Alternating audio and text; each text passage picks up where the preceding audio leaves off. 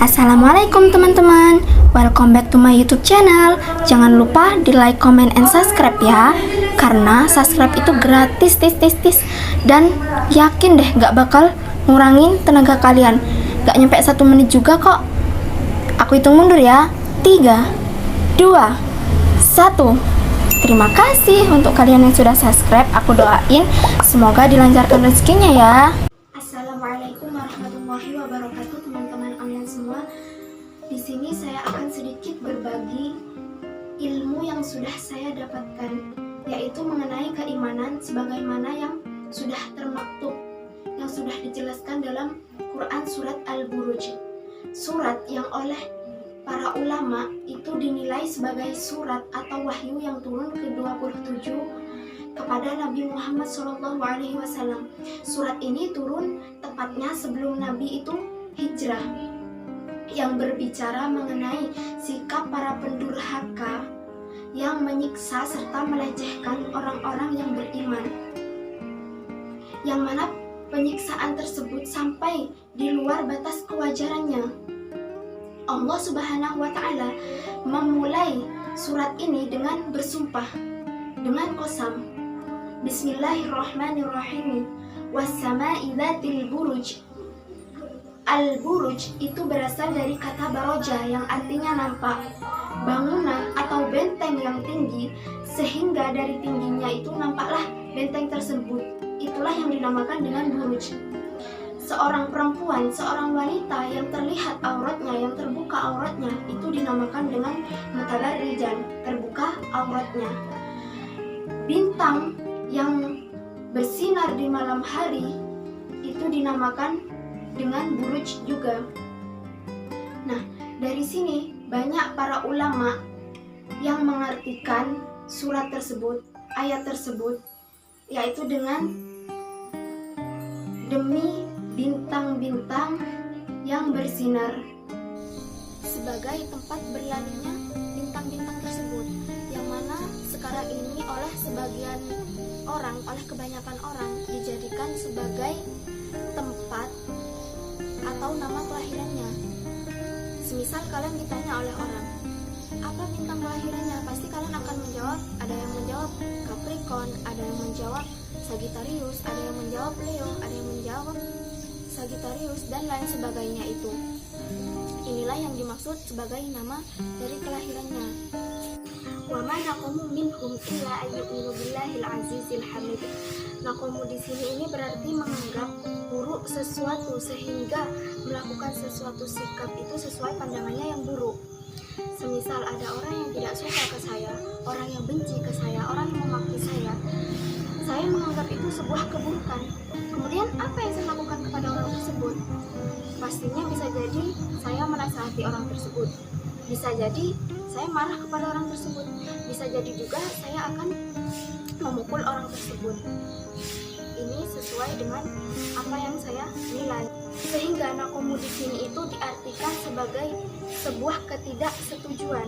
Mereka tidak menyiksa orang-orang beriman itu illa kecuali disebabkan karena mereka itu tambah iman dan percaya kepada Allah Subhanahu wa Ta'ala yang Maha Kuasa dan Maha Dipuji.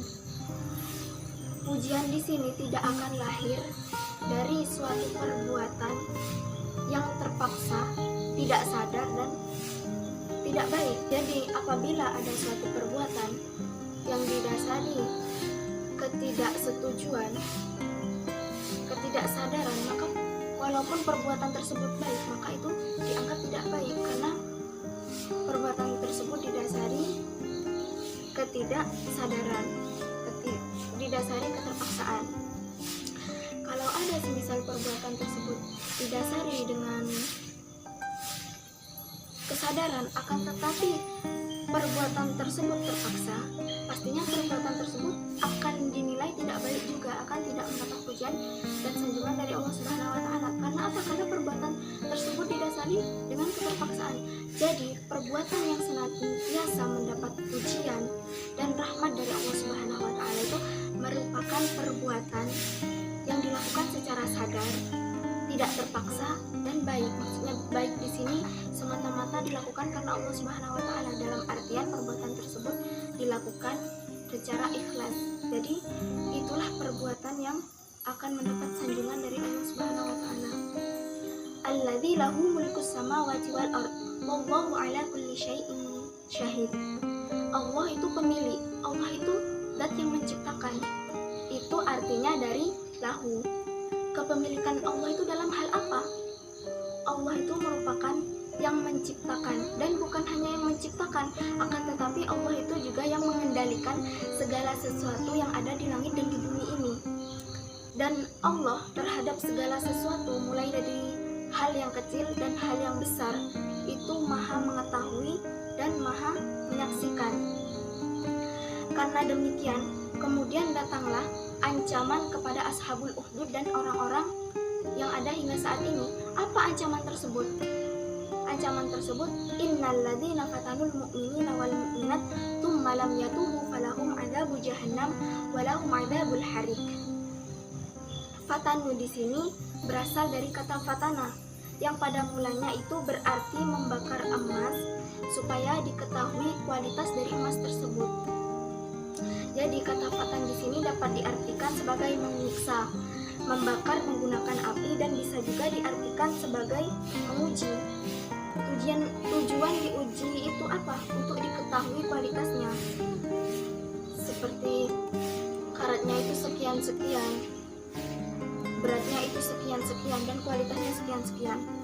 Nah, kemudian orang-orang di sini yang dimaksud adalah orang-orang yang menyiksa orang-orang mukmin, baik itu dari laki-laki ataupun perempuan, yang kemudian tidak mau bertobat hingga akhir hayatnya, maka neraka jahanamlah suatu saat nanti tempatnya.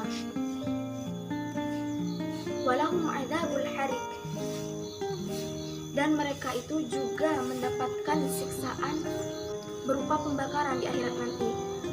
Kenapa? Karena mereka itu, para ashabul ukhdud itu, sudah pernah menyiksa orang-orang mukmin yang tidak bersalah. Maka mereka juga akan mendapatkan balasan yang setimpal di akhirat nanti. Mereka juga akan dibakar oleh Allah Subhanahu wa taala di akhirat nanti. Api akhirat dengan api dunia itu amatlah sangat berbeda. Mungkin api yang ada di dunia ini hanya secuil api yang ada di akhirat. Ada juga yang mengartikan bahwasanya mereka itu akan mendapatkan siksaan di neraka di akhirat nanti, dan mendapat sedikit pembakaran itu di alam barzah. Innalladzina fatanul mu'minin innalladzina amanu wa 'amilus shalihat lahum jannatin tajri min tahtihal anhar dzalikal fawzul kabir. Sesungguhnya orang-orang yang beriman dan membuktikan keimanannya itu dengan berbuat amal soleh, maka bagi mereka itu surga yang di bawahnya dan di sekelilingnya itu mengalir sungai-sungai yang indah. Ini semua merupakan sebuah keberuntungan yang amat besar bagi mereka semua. Syekh Muhammad Quraisy Shihab ini pernah berkata dalam sebuah ceramahnya bahwasanya apabila ayat Al-Quran yang menggunakan lafaz Al-Fawz itu berarti merupakan sebuah pengampunan yang sangat besar dan pastinya akan masuk surga juga. Inna batsya rabbika lasyadid, sesungguhnya siksaan Tuhan itu amatlah sangat pedih. Innahu huwa yubdi'u wa yu'id, dia itu zat yang memulai, dan Allah Subhanahu wa taala merupakan zat yang maha mengembalikan.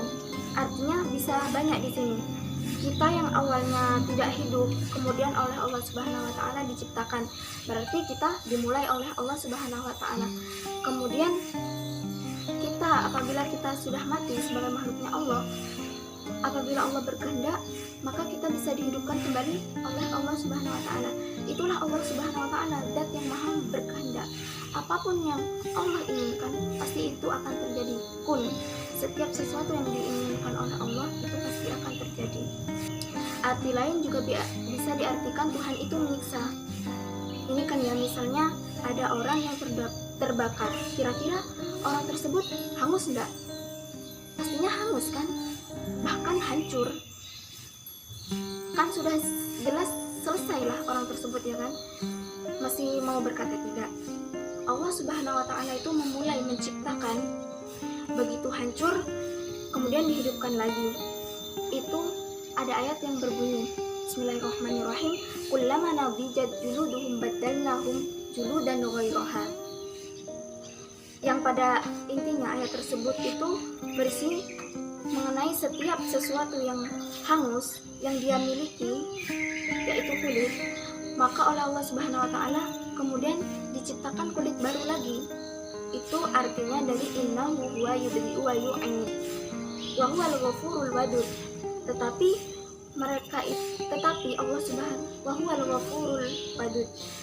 Allah Subhanahu wa taala itu merupakan zat yang Maha Pengampun. Allah Subhanahu wa taala kemudian mengampuni. Allah Subhanahu wa taala itu zat yang Maha Pengampun dan wadud. Ghafur itu diambil dari kata ghafara yang artinya menutupi. Banyak hal yang oleh Allah Subhanahu wa taala dari diri manusia itu ditutupi. Apa saja kira-kira yang ditutupi oleh Allah Subhanahu wa taala dari diri manusia? Yang pertama, perut manusia. Perut manusia jika nampak dari luar itu sangatlah bagus, mulus dan halus. Coba kita lihat lebih dalam lagi. Pasti di dalam perut manusia itu ada berbagai macam isian, seperti usus, lambung, dan hati, dan juga lain sebagainya yang ada di dalamnya. Coba deh kalian bayangkan kalau semisal semua isi yang ada di dalam perut itu dinampakkan keluar.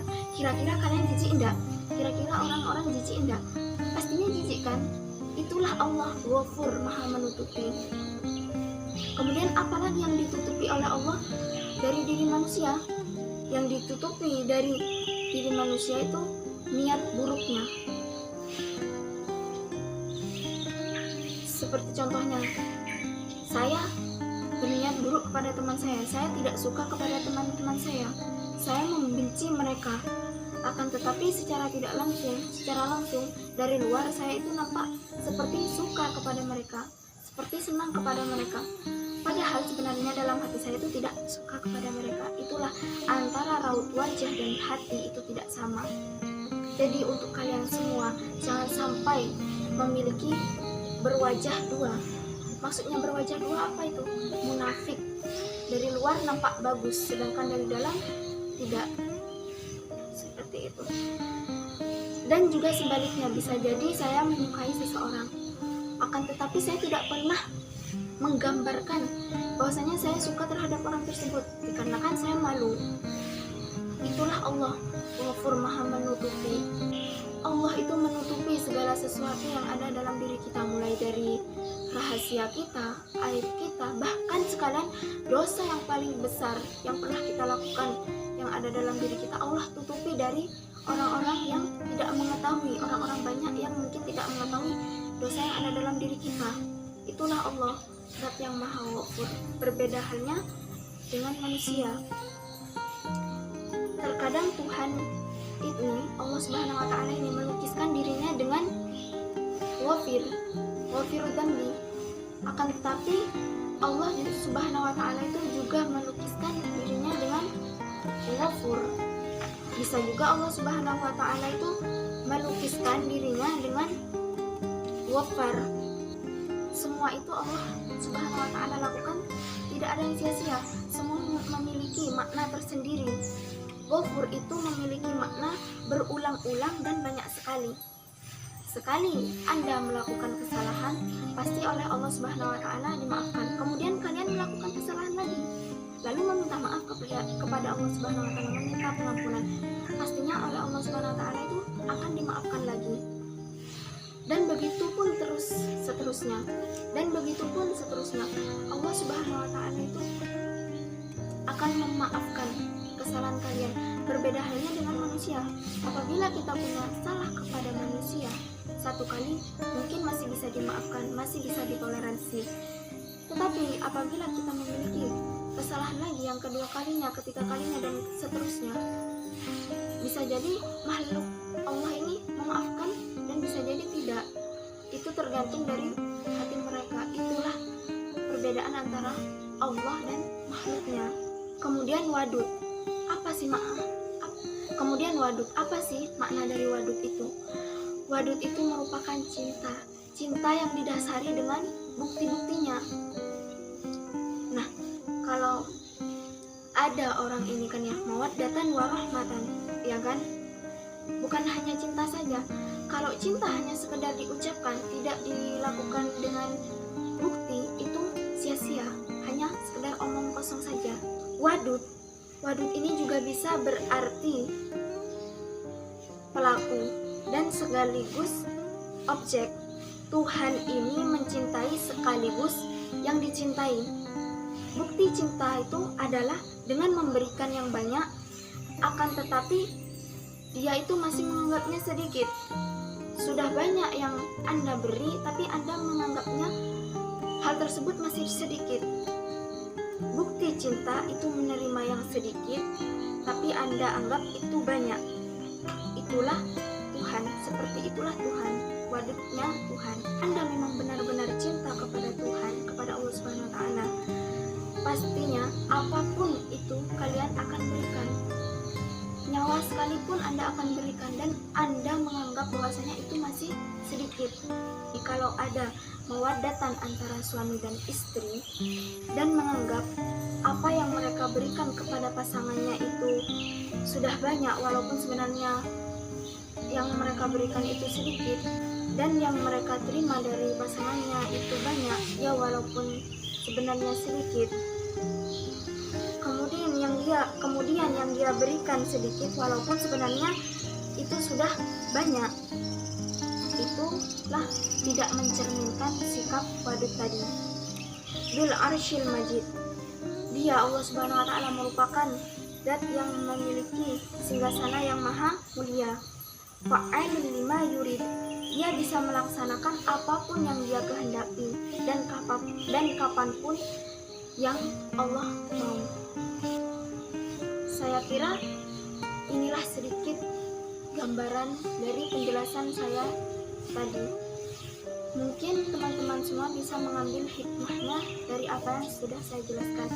Nah, kesimpulan yang dapat bisa kita ambil dari sini bahwasanya Allah Subhanahu wa Ta'ala itu merupakan zat yang maha kuasa, zat yang maha pengampun. Akan tetapi Allah Subhanahu wa Ta'ala itu merupakan zat yang besar juga akan siksaannya.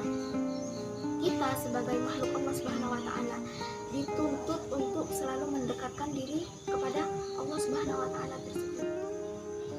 Mungkin inilah hikmah yang dapat kita petik dari apa yang saya jelaskan tadi. Semoga bisa diambil hikmahnya. Kurang lebihnya dari saya mohon maaf. Wassalamualaikum warahmatullahi wabarakatuh.